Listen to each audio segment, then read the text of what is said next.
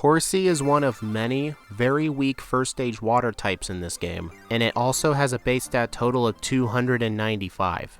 It has 30 HP, 40 attack, 70 defense and special attack, which is pretty good, 25 special defense, which is very bad, and 60 speed.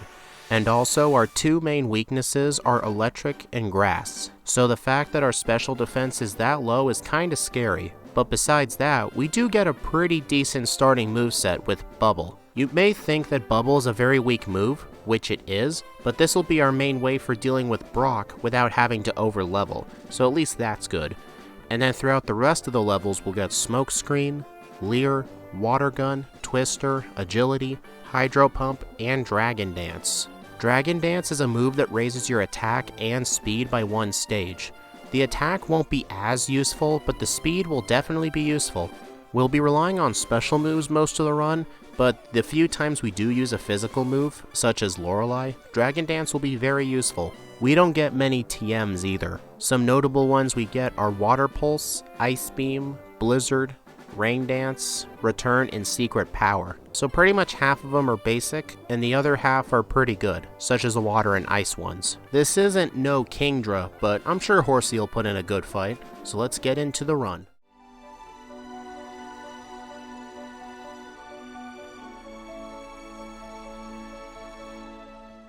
At the first rival battle, my rival as usual starts with Charmander, and since our starting move is Bubble, which you'll see as soon as I refresh Gamehook, there you go, and Bubble is basically a 2-hit. And as you can see there, we did not level up.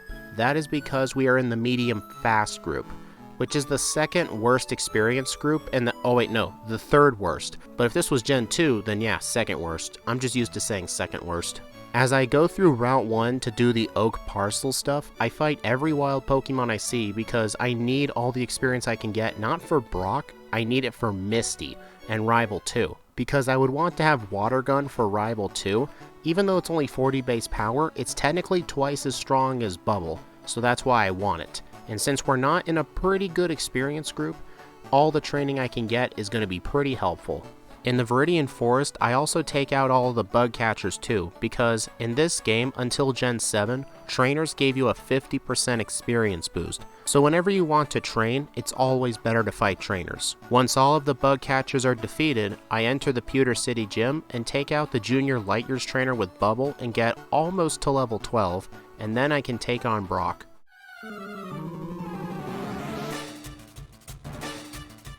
I'm not sure what you were expecting, but the Geodude was a one-hit with Bubble, and I was thinking the Onix would also be a one-hit with Bubble, but surprisingly, it lived in red health, but what's this thing gonna do to me? Crit a Rock Tomb?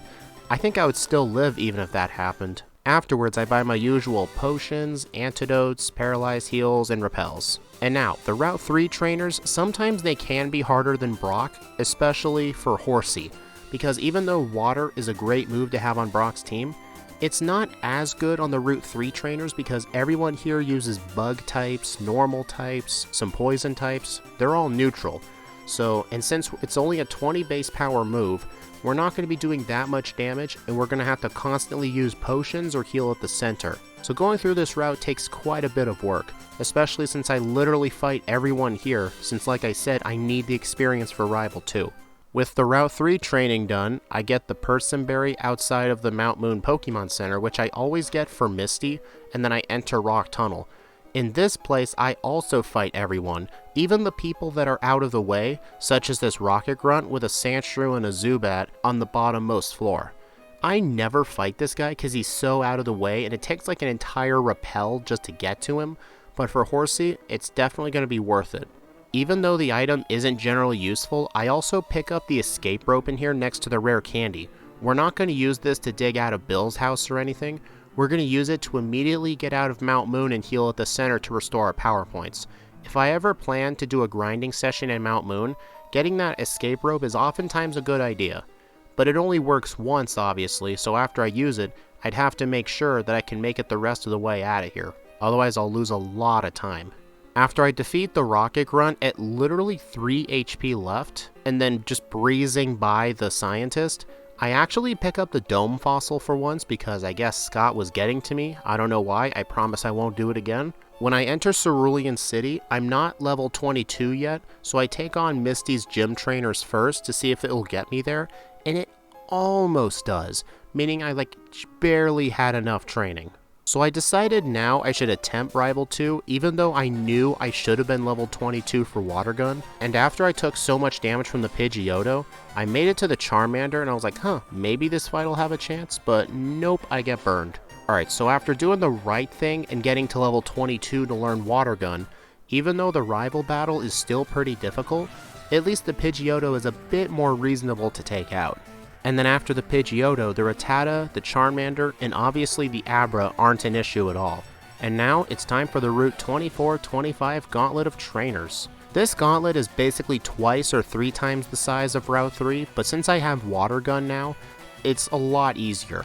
Although there are some trainers with Oddish that can be difficult, luckily I'm a much higher level than them, so that's one factor into why I'm having an easy time through this section. One thing I would like to note though, is that I do defeat the Hiker here. I would defeat him anyway just because he has Geodude, but I also defeat the Camper here just so I can get him to move out of the way so I can get Secret Power. I'll need this move for a few fights, especially where I have to fight a Water type. I'm not going to take on a Water type with Water Gun. I'm just going to lose, or at least it'll take frickin' forever.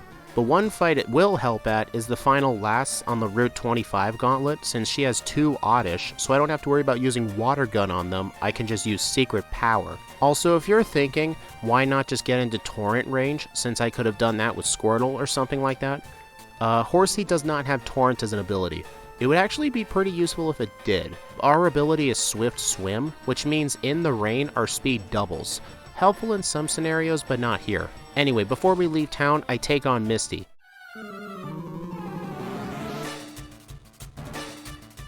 This was one of the main reasons I got Secret Power. It was to deal neutral damage to our Pokemon. I take out the Staryu in 2 hits, and then the Starmie, it looks like it's doing a quarter, but it looks like I'm gonna have to get lucky with some crits or some paralysis, since on the first attempt I did lose, but then on the next one, I win the fight with 19 HP left, and as a reward, I get the TM for Water Pulse, which I teach over Bubble. This is a 60 base power water type move with a small chance to confuse the target. This is a pretty good water move for any water types that I use, and I have used quite a few of them. I then head down to Vermilion City, heal at the center, get the Versus Seeker for later, buy my usual super potions and repels, and then I get on the SS Sand. I will actually be fighting every single trainer on this ship, since there is no way I'm going to be able to fight Lieutenant Surge right now. And besides, like I said earlier, I need the experience. I mean, theoretically, I could just skip these trainers and just move through the Route 9 Rock Tunnel Gauntlet and then just train later, but it just means I'm going to be a much more of a level behind. So for very weak Pokemon like Horsea, it's better to get in some early experience, so that way when you grind for late game experience, it's not as difficult, if you know what I mean. Plus there's a heal bed on here too, so that does make things easier. If this was Gen 1, I would have to go back to the Vermilion Center, but if I'd done that, then I wouldn't have been able to dig back. But in the remakes, I don't have to worry about glitches like that, so it's fine.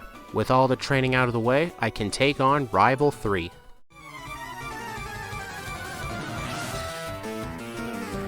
I'm level 31 for this fight, and Water Pulse just one-hit KOs everything. It even KOs the Kadabra, which has plenty of special defense, and the Pidgeotto generally just survives hits, no matter what. But everything in one hit, that's pretty good. I mean, I am level 31, but still. I then get the bike voucher, and even though I'm level 31, 32, I am still not ready for Surge, because even if I knock out his Voltorb and Pikachu, his Raichu will most likely survive a hit and go for Shockwave. So it's best for now if I just go back to Cerulean, get the bike, and do the Route 9 Rock Tunnel Gauntlet. The Wrapping Last here doesn't really provide much of a challenge, although one of her Oddish does poison me, so my health gets pretty low, but it's really not that bad. She is really not hard in the remakes. I also get the TM here for Aerial Ace, which Horsea can learn. I don't plan on using it, but it's better to have it and not need it than to need it and not have it, am I right? I also get the rare candy that's here after having to backtrack to go get it since I forgot. And inside of Rock Tunnel, since half the trainers in here use rock and ground types, and the other half use Slowpoke, let's just talk about the Slowpoke. I resist all of their moves except for Confusion, but even then, like, I'm a much higher level than them, and it's not going to be hard. And also, the picnickers in here with grass types such as Bulbasaur and Oddish are really not that difficult at all, especially since half the time the Oddish only have Sweet Scent along with their Poison Powder, Sleep Powder, Stun Spore combo, so the only way they can even do damage is poison you, so they're really not threatening at all. And with that grinding out of the way, let's skip ahead to Celadon City. I heal at the center and go do the Rocket Hideout. As soon as I get in here, I immediately get the PP up. I also got the one in Celadon City too, just outside of the game corner. I'm going to be saving these up and then using them on moves later. And then when I make it down to the bottom, I get the rare candy and the calcium. I always like to use the calcium on any Pokemon I plan on using calcium anyway, because in the newer generations starting in Gen 3, you can't just use vitamins on everything just to max out all your stats like you can in Gen 1 and Gen 2 with the stat experience. Because in Gen 1 and Gen 2, you could actually max out all of your stat experience to 65,535. So in Gens 1 and 2, if you see a vitamin, just use it. But in Gen 3, you can only have 510 EVs in your stats, and each stat can only go up to 255. So you generally only want to use vitamins for a stat you actually want to raise. So if I need a calcium for a certain Pokemon, I will use the first free one in here. And then after that, I can take on Giovanni.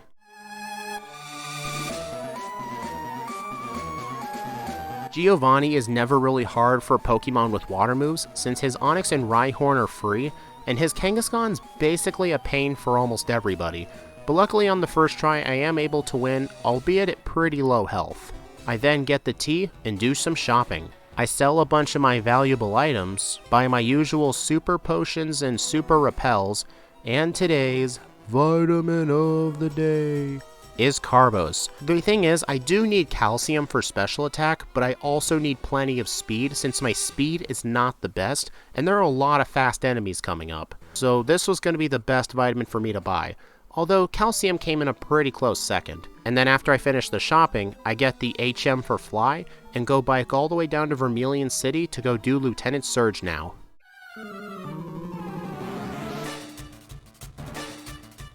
On his Voltorb, I used Secret Power, which was probably a bad idea. I should have gone for Water Pulse, but it doesn't really matter. His Pikachu goes down to one hit, and then on his Raichu, it does survive a hit, but it really doesn't do anything threatening to me, and I live. We're just going to go straight into things. Next up is Rival 4. I end up paralyzing his Pidgeotto, although by the time I eventually get to the Gyarados, I'm at too low of HP and I get a reset.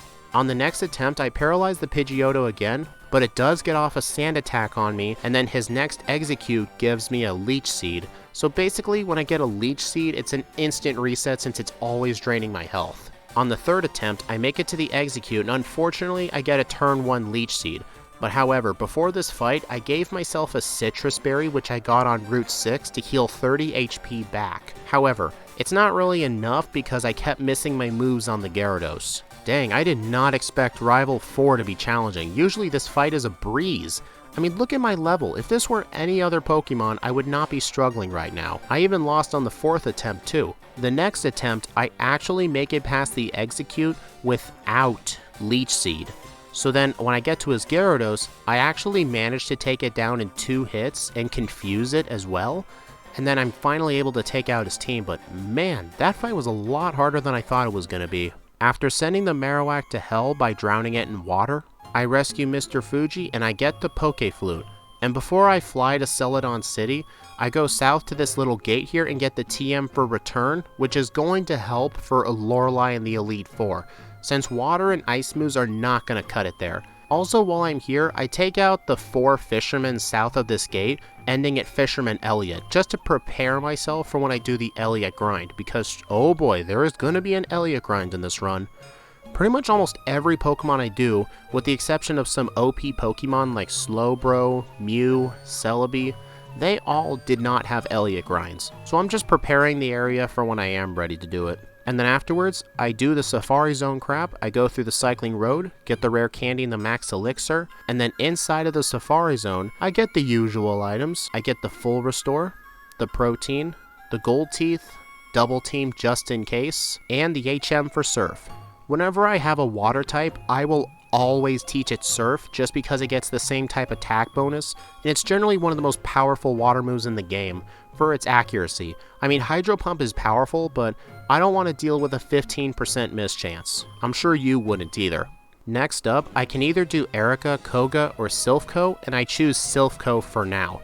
My plan here is to grind on everyone in Silphco, and I have to pick up all the valuable items too. I will use any of the calcium I find, not any of the carbos, because the 4 carbos I bought earlier, one of them I could not end up using. I only ended up using 3 of them because the 4th one said there wasn't any room, meaning my speed EVs already reached over 100. After I get all of the items and defeat every trainer possible before Arrival 5, I sell all of the valuable stuff I have and I get to about $100,000 because I'm going to be getting 5,000 coins at the game corner to buy 2 things, a Mystic Water to boost my water moves by 10% and the TM for Ice Beam. I will not be teaching Ice Beam yet, I'm going to be saving it. And then I don't go back into Silphco just yet. I fly back to Fuchsia City and head into Route 15 to get the TM for Rain Dance. Since I can't use items in battle, and Horsea doesn't have any moves to boost its special attack like Calm Mind, having Rain to boost my water attacks by 50% is going to be the best way to go. On Rival 5, I set up Rain Dance on his Pidgeot, and luckily it doesn't have Sand Attack, and after I take out his Execute, I teach the move Dragon Dance to its moveset. It won't be helpful right now, but it will be helpful later. I'm not even going to bother talking about Giovanni, since if you have a water type, you can just his Nidorino gets knocked out easily. He has a Rhyhorn, which is pathetic. He has a Nidoqueen, which if you have a water attack, it's quite easy. But if you don't have a water attack, it can be difficult. And at this point, you actually have a level advantage over the Kangaskhan, plus it no longer has Fake Out, so it's a lot easier to deal with the second time. Next up, I can either fight Erica or Koga, and I fight Erica.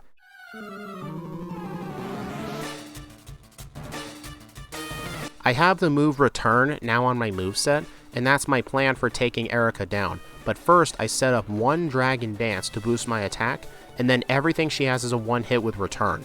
Normally, some people would say, why don't you use Ice Beam? Well, the thing is, I'm actually saving it for Lance, and I'm going to teach it over Return, but I need Return for Lorelei.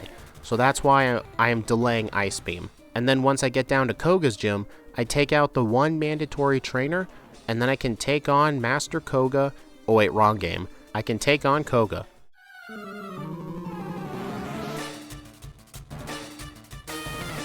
On his Coughing, I start off with a Rain Dance, and it ends up poisoning me, and then the Muck just sets up Minimize, and I'm just unable to hit it, and the poison takes me out. On the next attempt, the Coughing ends up using Toxic on me, so I decide to just spam Surf and hope for the win. But then luckily, on the very last minute, Surf ended up high rolling, so I ended up defeating the Weezing in 1 hit while living in very low red health. Phew, that was close. Next up, I can do Sabrina or Blaine, and I choose Sabrina.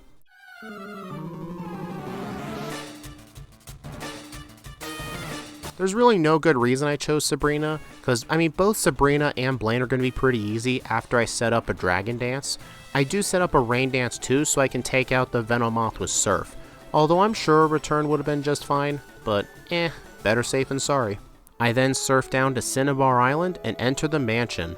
There is 1 calcium in here on the 2nd floor, which I do use on Horsea. It's another free calcium I can find in the wild. And then I take out Scientist Brayden here to get the rare candy he guards. And then I get the TM for Blizzard as well, just in case I need it, although I end up never using it. And then I can get the secret key, dig out of the mansion, skip all of the trainers in Blaine's gym, since when I need to train, it's most efficient to just fight Fisherman Elliot. So then I can take on Blaine.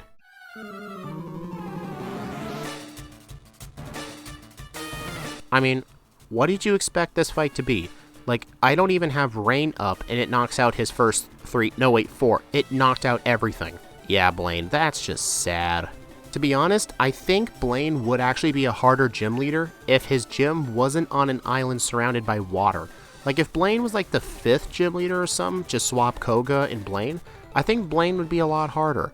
But let me know in the comments what you think. Afterwards, Bill invites me on a date to the Sevi Islands, and I choose yes. Since I do need to do the Elliot grind, I'm gonna need every rare candy I can get to minimize the grinding.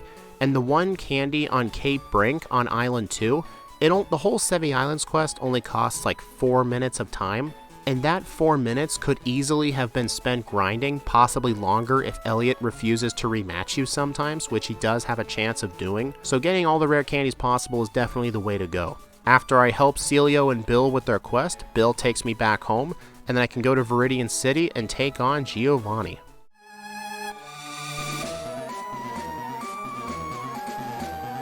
Okay, Giovanni in this game, he's only difficult the first time, because he has that Kangaskhan, which at that point is the highest level Pokemon you've ever faced, but here, why did they get rid of his Rhydon? I'm gonna bring this up every video. Why isn't his ace a Rhydon? Like, there's no reason that it's not evolved. It was literally fully evolved in Red and Blue. Like, this is so stupid. But anyway, after that, I complete the gym challenge with a time of 1 hour, 35 minutes, and 4 seconds. That is pretty much not bad for a first stage Pokemon. But let's not talk about this yet, we've got Rival 6 to face.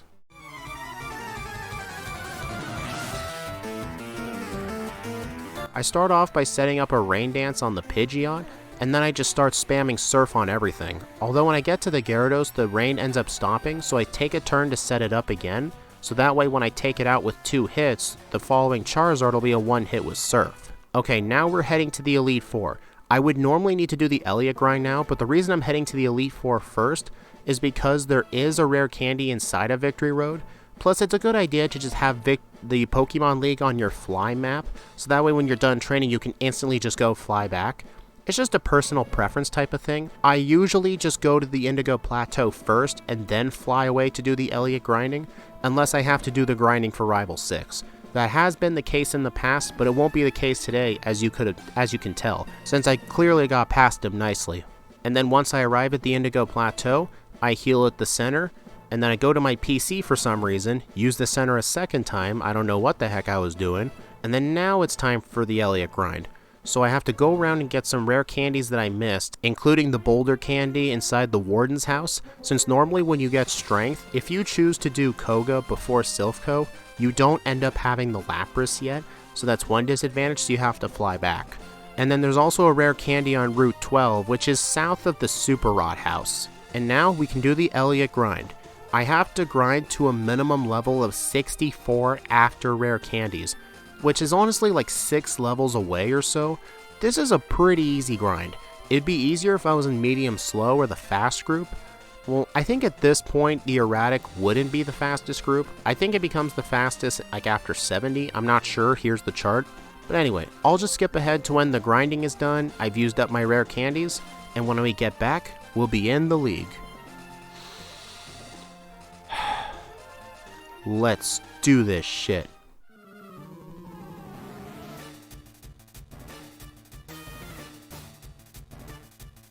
On Lorelei's first Dewgong, I start off by using a Dragon Dance, since the plan is to set up my Dragon Dances and then spam return, and then once I set up 4 of them, I knock out the Dewgong in 1 hit, and then on the Cloyster I use Surf, but it somehow lived in red health, so I have a Rain Dance set up now, and then on the Slowbro I go for return, but it did not do enough. On the next attempt, I decide instead to equip a Citrus Berry instead, so that way when the Dewgong's hitting me with its moves, I can at least heal some of my HP back, and then I move on to the Cloyster with +5. It does dive underground, but I can still hit it with Surf, since kind of like Dig and Earthquake, Surf will do double the damage if the opponent uses Dive, which is Cloyster's only attack stat. But unfortunately, the Slowbro still lives and I get another reset.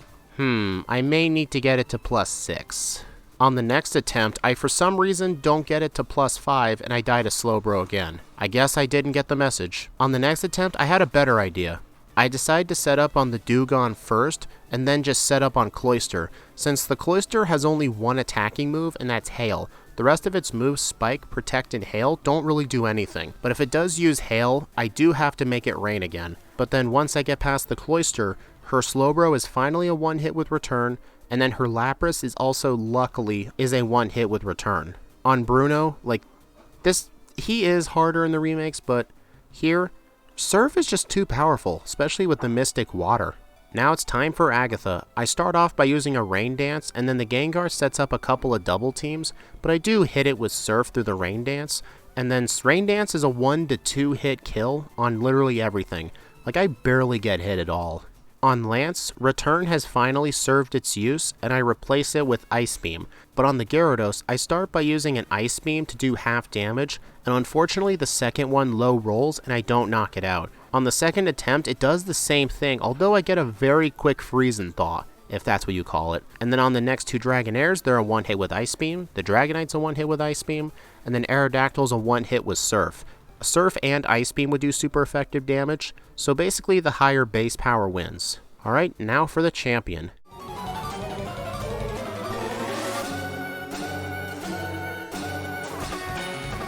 On the Pidgeot, I start off with a Rain Dance, and I get hit with a Sand Attack, so I just chose to reset right away. On the next attempt, the same thing happens, but I decided to just roll with it. And then I take out the Pidgeot with Surf, and then the Exeggutor with Ice Beam, Alakazam with Surf, and then now here is the Gyarados.